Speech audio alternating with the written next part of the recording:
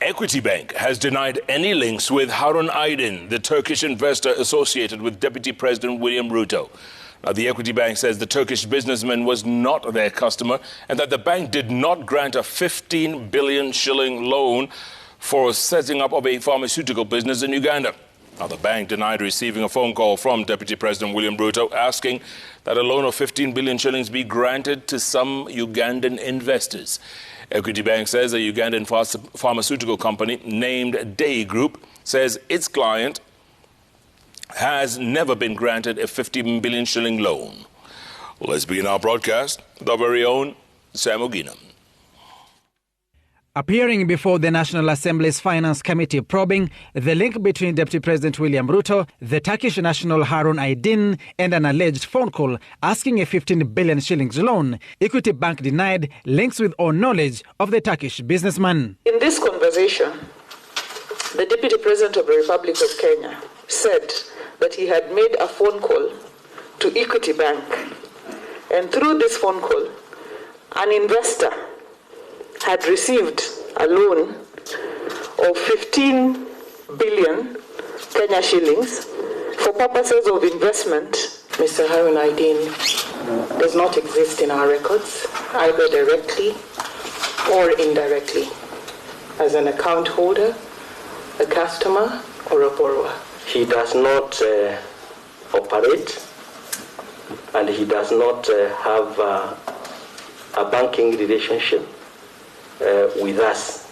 When questioned about the Harun Aydin saga, his aborted trip to Uganda, the DP spoke of how he assisted a businessman to secure a 15 billion shillings loan from Equity Bank Kenya to invest in a pharmaceutical project in Uganda. Mimi nikachukua simu, nikapigia simu Equity Bank, nikawaambia kuna mmoja wetu wa kutoka East Africa aliye hapa. Mko na branch Uganda. Msaidieni huyu mtu kama anaweza kufanya hiyo biashara anatafuta. The DP added that his phone call to the bank yielded results. So, wakati sasa huyo mtu alifaulu, akapata pesa shilingi bilioni 15 za Kenya. 150 million US dollars. Akaenda akajenga hiyo kiwanda.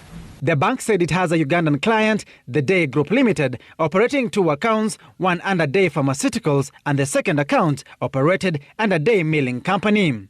The Day Group listed Matthias Magola and Kellen Kamurungi as the directors of the company, according to the records at Equity Bank. The bank denied loaning Day Group the 15 billion shillings in question. Yes, Day is our customer in Uganda. That one I don't want to deny. I also want to mention that in terms of lending, we have not lent the 15 billion shillings to any of those two customers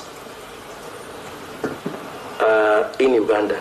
In its 2019 financial report, Equity Bank indicated that it had partnered with the Day Group in Uganda to finance its expansion of a pharmaceutical, biotech and research plant.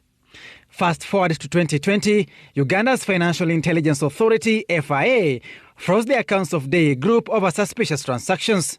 This was made public by Ugandan President Yoweri Museveni in his 2020 State of the Nation address. Museveni complained about the freezing, stating, and I quote, "Incredibly, 3 days ago, a group answering to the description of the so-called Financial Intelligence Authority had closed their bank accounts, claiming that they did not know where the money was coming from and what it was doing." End of quote. Is it true that these accounts of this particular company were frozen by the Financial Intelligence Authority of Uganda? One of these directors have been accused of manslaughter. The Ugandan side, they have been closed accounts.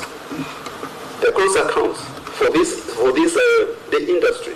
As far as I am aware at this point, the accounts are operating normally. The parliamentary committee questioned the statement by DP Ruto on the bank. Then from your answers,